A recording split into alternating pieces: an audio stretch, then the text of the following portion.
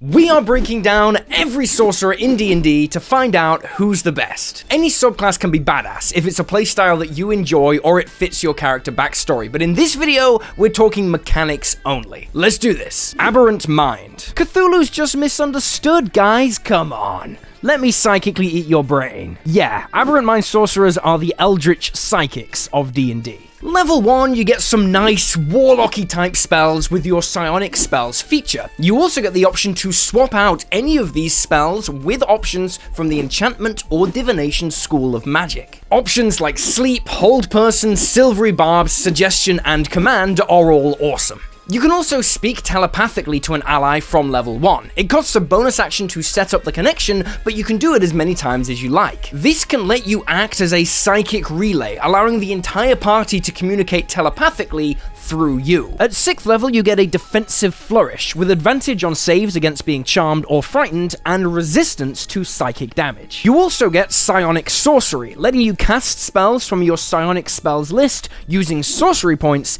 instead of spell slots. When you cast a spell using sorcery points, it also requires no verbal or somatic components and no material components unless they are consumed in the casting of the spell. That is fantastic for stealth casting, and undetectable silvery barbs is as powerful as it is annoying, but so are options like undetectable hold person, detect thoughts, or antagonize. 14th level lets you spend a number of sorcery points to transform as a bonus action and gain a number of traits equal to the amount of sorcery points you expend. You can see invisible creatures, gain a flying speed, gain a swimming speed equal to twice your walking speed, or turn into goo.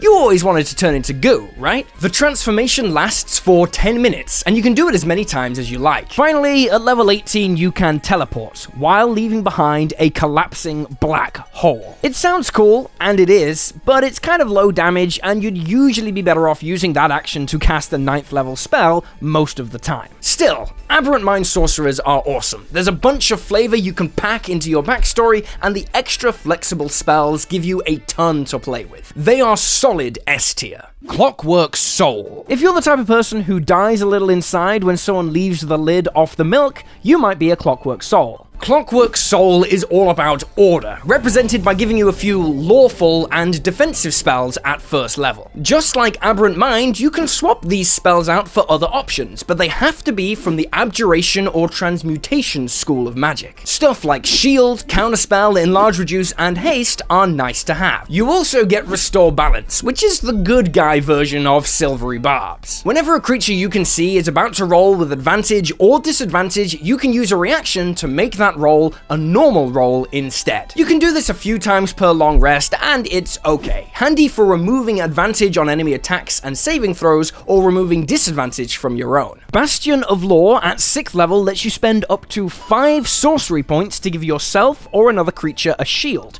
and the shield is made of a number of d8s equal to the number of sorcery points you spend. When you take damage, you can expend and roll any number of those d8s and reduce the incoming damage by the result. Basically, it's an extremely complicated way of giving someone a pseudo temporary hit point shield. Not particularly exciting, but pretty decent as a defensive tool. 14th level is another bonus action transformation feature. This time it lasts a minute, and any attack rolls cannot have advantage against you, and anytime you roll a 9 or lower on an attack roll, ability check, or saving throw, you can treat the roll on a d20 as a 10. This means every attack roll you make should be hitting unless you're striking a really high AC enemy, and you should basically be passing every concentration check. Finally, at 18th level, you can use an action to summon a bunch of spirits in a 30-foot aura around you. They can do a few cool things, including restoring 100 hit points divided as you choose among creatures within range. They can also repair any damaged objects in the cube and end any 6th level or lower spells on creatures in that area that you choose. The healing is really nice, and the spell immunity can be good.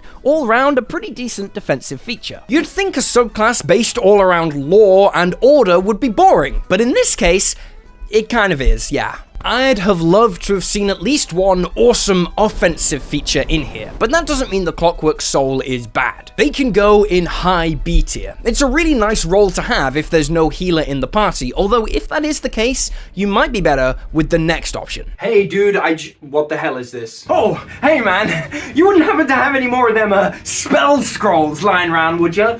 Dude, you have a problem. No, I don't have a problem. You're a spell hoarder, man. No, you don't understand. I need spells. You need an intervention. Wrong! You need Torrents of the Spell Hoarder! Torrents of the Spell Hoarder is a colossal 500-page, high-level seafaring adventure, taking characters from 16th to 20th level, featuring puzzles, rules for naval combat, 25 dungeon and ship maps, 55 new monsters, 22 spells and feats, 20 magic items, and a spectacular 24 new subclasses. 24 subclasses? And there's a 120-page long, completely free module sample you can grab right now. You can watch the live play on Elderbrain's YouTube channel to see the adventure in action. And you can use my discount code D&D Shorts 10 off for a 10% discount on all products at the link below. Look, we're even in the book. Wow, they made us sexy. I was always sexy. Grab Torrents of the Spell Hoarder today on the Roll20 VTT or as a hardcover book with booster cards, DM screen, and custom dice in a discounted bundle. Don't forget the 10% discount with my code and the free sample module, all at the link below. Divine Soul. For people who want to play Cleric but are addicted to meta magic, this is the choice. At first level, you get access to the entire Cleric spell list in addition to the Sorcery one. Great spells like Guidance, Healing Word, Bless, and Guiding Bolt are now options. You also get Favored by the Gods, a once per short rest super guidance effect buffing an attack roll or saving throw by 2d4. Save this for failed saves. Trust me, passing a failed wisdom save can be game-changing. Keeping the cleric vibes at 6th level gets you empowered healing, but it's kind of mid. Basically, you can spend 1 sorcery point to re-roll the dice for your healing spells. Then, in Sorcerer tradition, you get a transformation at 14th level, this time giving you spectral wings and a flying speed. The wings last until you're incapacitated or you die, so this is just a permanent flying speed. It's good, but it's useless if you can already fly, so bear that in mind when choosing your race. Finally, at 18th level, you can use a bonus action to regain hit points equal to half your hit point maximum once per long rest. That's some decent healing, and it's a bonus action, so it's easy to throw down. On paper, this is a solid B tier subclass, but in practice, throwing meta magic behind cleric spells is just awesome. Every time I see this class in action, it exceeds expectations. Divine Sorcerers go in high A tier. Draconic Bloodline. This might be the second most iconic sorcerer in the game, and for good reason. Dragons are cool as hell. At first level, you get Draconic Ancestry, which is gonna come in handy later. You can also double your proficiency bonus when making charisma checks to interact with dragons. The main early feature is Draconic Resilience, giving you an additional 1 hit point for every level you have in this class, and a base AC of 13 plus your dexterity modifier. Couple this with the Hill Dwarf race, and you are a sorcerer that is as tanky as a fighter. This is the thickest sorcerer in the game, and the boosted AC gives you a spell slot that would otherwise have to go on mage armor. At 6th level, you can add your charisma modifier to 1 damage roll of a spell that deals damage of a type associated with your Draconic Ancestry. If you're gold, it's a boost to fire spells. If you're black, it's a boost to acid, etc. You can also spend 1 sorcery point to gain a resistance to that damage type, so you're best off going with damage types that are pretty common, like fire or cold. 14th level, like Divine Soul, lets you sprout wings and gain a permanent flying speed. Finally, at 18th level, you can spend an action and 5 sorcery points to create a massive 60-foot aura of awe or fear for 1 minute. All hostile creatures that enter that aura or start their turn there have to succeed on a wisdom save, and on a fail, they are either charmed or frightened of you. It costs your concentration, and once a creature passes, it is immune for the next 24 hours, but still, this is a pretty dope ability. As always, just casting a 9th level spell is probably a better use of your action and concentration, but still, this isn't bad. Draconic Sorcerers are cool, flavorful, and above all, simple. This is the best option option for newer players. They're also a little on the weaker side, so they can go in B tier for power, but they get bonus points if you're looking for something to ease you in to playing a full caster. Lunar Sorcery. Oh, I'm sorry. I fell asleep just trying to read this freaking subclass. So Lunar Sorcerers are the most complicated sorcerer subclass, and they require a decent amount of management. The gimmick is that your abilities and spells change depending on the lunar phase that you are in. Here's the table with all the spells you receive for each moon phase. You decide the phase of the moon you're in when you finish a long rest. This lunar shifting ability lets you adjust your spells and your abilities depending on what you're going to need that day, and some of the spells are pretty good. Then at 6th level, and with 1 sorcery point, you can use a bonus action to change the current phase of the moon you're in once per long rest. You can also cast 1 first level spell from the moon phase you're in without expending a spell slot, so that's either Shield, Ray of Sickness, or Color Spray. Also at 6th level, you can reduce the sorcery points you spend on meta magic for certain spells. The spells have to be from schools of magic related to your current moon phase as shown here. I hope you can see how this subclass has a ton to keep track of. 14th level gives you a new permanent boon depending on the phase of the moon that you're in. You can get advantage on investigation and perception checks, resistance to necrotic and radiant damage, or advantage on stealth checks. Finally, at 18th level, you can use a bonus action to do a special thing, again, depending on the phase of the moon you're in. Full moon lets you burst with light, potentially blinding creatures around you and healing 1 creature for 3d8 hit points. Crescent moon lets you teleport up to 60 feet and bring along a willing creature as well. Both teleporting creatures also resist all damage until the start of your next turn. New moon is probably the best. It deals 3d10 necrotic damage to creatures nearby and reduces their speed to 0 on a failed save, and then it turns you invisible until the start of your next turn. None of these are amazing, and you can only do them once per long rest unless you spend 5 sorcery points to use them again. At least they are only a bonus action to use, but they're probably not worth 5 sorcery points. This subclass is incredibly versatile, but it pays for it because any individual path you take as you level up is kind of meh. None of its individual abilities are especially exciting either, so I'm putting it in high B tier. Shadow Magic. I've spoken about Shadow Sorcery before. It is criminally underrated. First level grabs you Eyes of the Dark, which is dark vision out to 120 feet. Starting from 3rd level, you learn the Darkness spell and can cast it using 2 sorcery points instead of a spell slot. When you cast it using sorcery points, you can see through the magical darkness created in this way. That is amazing. Even creatures with dark vision can't see through magical darkness, letting you heavily obscure yourself to like 95% of creatures in the game. The players can even build a full party based on this mechanic alone. A warlock with Devil's Sight, a fighter and a paladin, each with the blind fighting style, and you to set up the magical darkness and tear through every creature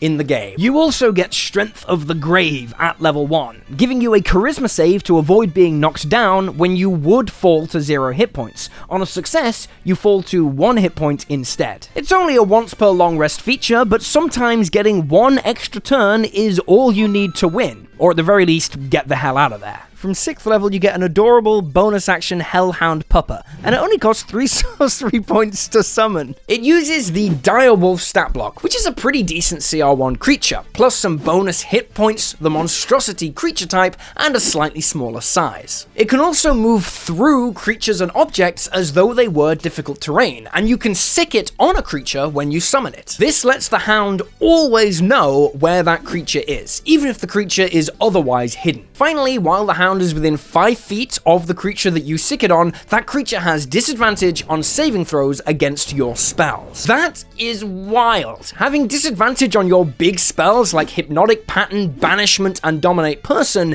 is a death sentence. 14th level gives you a free bonus action teleport up to 120 feet from any area of dim light or darkness to another area of dim light or darkness that you can see.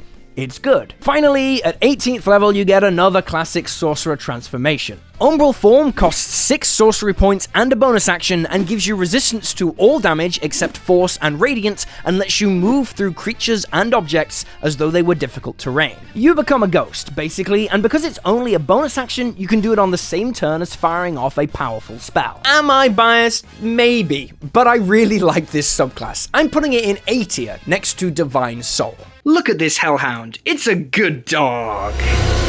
Storm Sorcery. Fun fact, this is the build that Baldur's Gate 3 speedrunners use for their glitchless any % runs. That's because of the tempestuous magic feature. Immediately before or after you cast a leveled spell, you can use a bonus action to fly up to 10 feet without provoking opportunity attacks. The Baldur's Gate version of this ability is a little bit better, and they use it to traverse the map faster, but it's still a good feature in 5e. At 6th level, you get resistance to lightning and thunder damage, and whenever you cast a spell that deals one of these damage types, you can explode. The explosion deals damage equal to half your sorcerer level to all creatures within 10 feet of you of your choice, no saving throw required. You also get some cute weather control powers, like manipulating the wind. If you're on a ship, this could be incredibly useful, but otherwise it's probably going to be flavor only. Storm's Fury at 14th level lets you use a reaction to deal lightning damage to any creature that hits you with a melee attack. The damage equals your sorcerer level. Again, no attack roll or save required. The target then makes a strength save, and on a fail, they are pushed 20 feet away from you. Finally, at 18th level, you just become straight up immune to lightning and thunder damage. You also get a 60-foot flying speed, which you can shave in half to give the entire party a 30-foot flying speed for 1 hour. You can only do this once per short rest, but having everyone fly is pretty good. In case you can't tell, I like this subclass. I like that it gives you the tools to launch yourself into combat, explode, and punish creatures that attack you back. But you are still a sorcerer, and you don't have any defensive features that buff your hit points. Storm Sorcery is really cool, but it's definitely not safe, and it's not particularly powerful either. It can chill in low B tier. Wild Magic. Are you ready for a depressing, hot, and completely accurate take? Wild Magic is the most iconic sorcerer in D&D. It might be the most iconic subclass in D&D. Conceptually, it's amazing.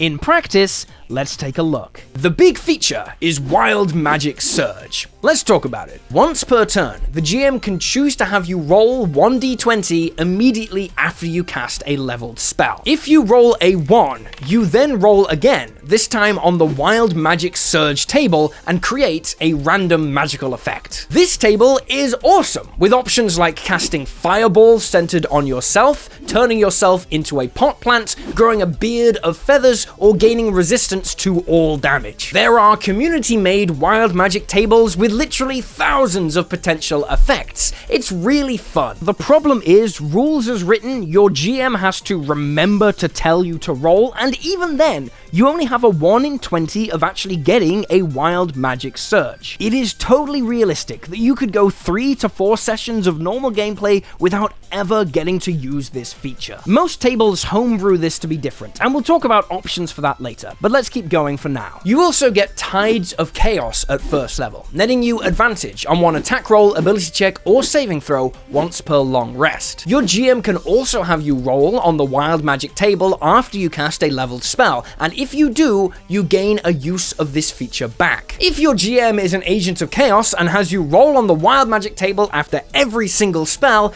this feature is amazing. It's essentially rechargeable inspiration. So Bend Luck at 6th level is Baby's first Silvery Barbs, letting you spend a reaction and 2 sorcery points to impose 1d4 as a penalty on an attack roll, ability check, or saving throw. You can also use it like everyone uses the guidance spell, to give a 1d4 bonus instead. Either way, a 1d4 penalty on an enemy's crucial saving throw can be brutal, so this is pretty decent, even at a high sorcery point cost. At 14th level, you get to roll twice on the Wild Magic Surge table and choose the result you want to keep. This makes it more likely you're going to get something good. It's good. Finally, at 18th level, you get a little buff to the power of your spells when you roll maximum on a spell damage die. It's not particularly good, but it's a free permanent buff, so fine. You've probably noticed that this subclass is garbage if the GM doesn't let you roll on the wild magic table a lot. In fact, a forgetful GM, or just a GM who follows the rules down to the letter, could easily make it feel like this subclass does nothing. As such, the effectiveness and fun factor varies massively from table to table. If you want my advice, forget the whole roll 1d20 and on a natural 1 roll on the wild magic table thing. That's way too much rolling. Just let it fly on the wild magic surge table after every leveled spell you cast. If you do that, the chaos and hilarity that you're craving is going to happen. If that's too often, just flip a coin to see if you roll wild magic after every spell. Obviously, a class about producing random effects is not going to be consistent. In fact, in terms of raw power, it's actually kind of mid. Wild magic sorcerers are definitely the highest cause of TPKs in history with the self-inflicted fireball wild magic surge. The potential downsides of wild magic probably outweigh the upsides in terms of pure optimization, honestly. But if you're just looking for fun, and your GM lets you reuse your Tides of Chaos a bunch of times, then it's really good, which kind of makes it difficult to rank. Going by the strictest rules as written, it's probably only a C tier class, but going by common sense and a cool GM, it might be as good as A tier. Let's compromise and put it in high B tier for mechanics, and S tier in our hearts because it's funny to be turned into a potted plant. But you know what else is funny? A gelatinous Tarrasque melting the flesh from your bones as your allies look on in horror. And I've made one. Pick up the gelatinous Tarrasque stat block for free and download and print the beautiful epic Tarrasque boss mini from my link below. Take your game to the next level with awesome stat blocks and minis and support 3D artists and the channel at the same time. Remember to like and subscribe, check out other videos on the channel, and yeah, that's all I got. I'll see you next time.